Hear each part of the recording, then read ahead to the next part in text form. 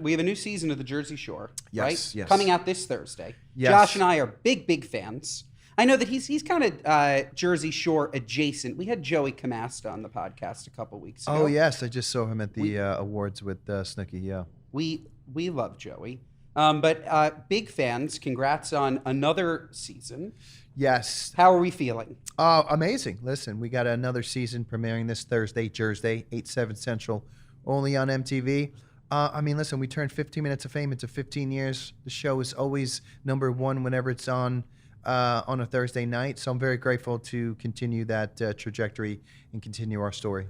15 Minutes of Fame into 15 years. Like, I've never really thought about it like that, but it's so true. The longevity of this show and of all of you, and it's a testament to you guys being so much more than just like run-of-the-mill reality stars. Listen, most reality stars don't get more than a season. That's just the truth. Yeah. I don't, depending on what reality show, if you're on a reality show for Netflix, it's usually one season and they get a new cast usually. Because they're not entertainers. Like, most of the time they're not. Like, you guys, it's must-see TV always. Like, I agree. Listen, if you have the it factor, there's a chance for you to continue in that career field for sure. Yeah. When Mike, the cultural impact of the show is so massive, and really, I've never seen a more perfect cast put together ever. You guys are the Oppenheimer of reality TV.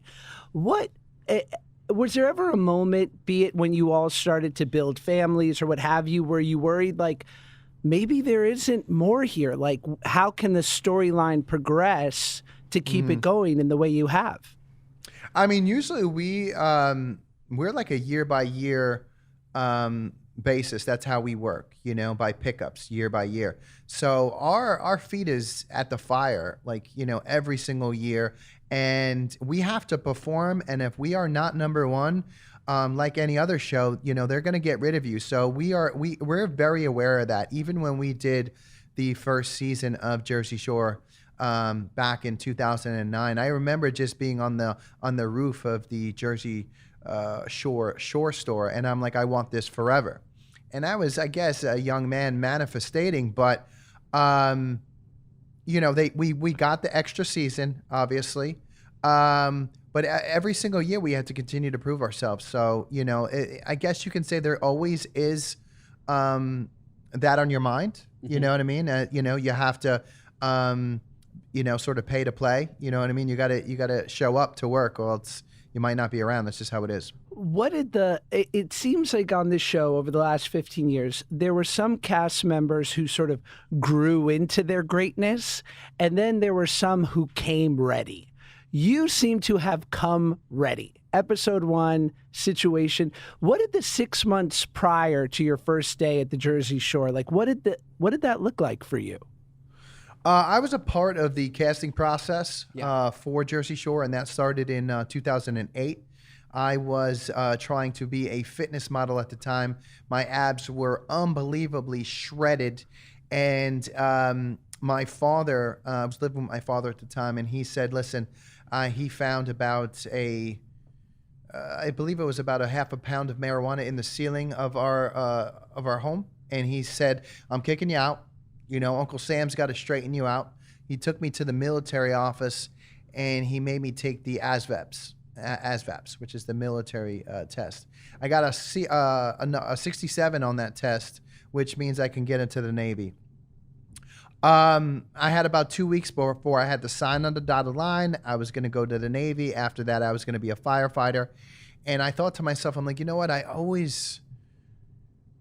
I don't know if this is what I want to do with my life. I'm just not sure that I want to do what my father says. I don't know if I'd forgive myself if I don't go for my dreams. Mm-hmm. And what my dreams were is I always wanted to be in entertainment. So I went on Google and I Googled the top 5 underwear and modeling agencies in New York City. And I went home and took pictures in my underwear, and I sent them into those 5 agencies. Within 3 days, I got callbacks for interviews, and eventually I was signed. That was a sign to me that I was on the right track, and that not to go to the military. And I'm told my father I'm going to couch surf, I'm going to pursue my dreams, and thank you so much. and that was it. Wow, so yeah. That's Josh, do you think that if me and you took pictures of ourselves in our underwear and sent it to modeling agencies that we would have ended up with a show called The Jersey Shore? They would have called a mental health facility to put us in there.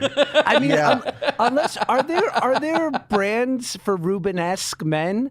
For plus size boys, yeah, like a big and tall. I think there is. Right, yeah, we're in an inclusive society now. Yeah. In 2008, I don't think it would. Today, they're celebrating us. Yeah, I agree. They're celebrating us. 100%. Plus size Jersey Shore. We should cast that. 100%. This is a good question, Mike. Where do you wear your underwear? Ben and I wear it, and I'll give you an example. We wear it a little bit high to sort of muzzle the muffin. Where do you wear? I wear it by the V. You do. Yeah. God, that's hot. Yeah. And Josh, you can't smell him from here. He smells unbelievable. Like it's incredible. By the V. I don't even have a V. Like what is? That's crazy. They're called dick gutters. Yeah. Oh my God. And at the time when I was doing it was a pilot for VH1 at the time. I kept saying I put the V in VH1. Eventually, Viacom, they obviously owns both MTV and VH1. They gave it to MTV. They developed the concept, and then a couple months later, then they started to do more casting, and they got a whole bunch of other legendary reality stars that you know today: Snooki, DJ Pauly D. Jenny, and obviously Vinny and Ronnie, and then eventually Dina came in on the third season. Who was the first person that you brought into the show? Oh, God.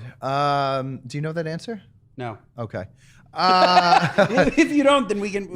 No. Or who was a early person? In 2008, when I was doing the pilot, they asked me if I recommended anybody for the show, and at the time I knew who Angelina was, and I recommended her. Wow. So great. The hamster herself. The dirty little hamster herself. We don't necessarily get along today, but it is, it makes for good TV. She should love you. You gave her break. Like big break over here. What's at the root of that, Mike? Why can't you and Angelinas get along? I just think that she can sometimes be nice. She's got a good heart, but then in a snap of a finger, she'll just turn like that, and then she's your enemy, and you're just like, oh my goodness, So and again, I got to go back to we've known each other for such a long time. It's 15 years, and we're a family to a certain extent. We fight hard, but we love harder. Yeah, of course. I think that's the nice thing my publicity team wants me to say. Yeah, we're the good guys, doing nothing great.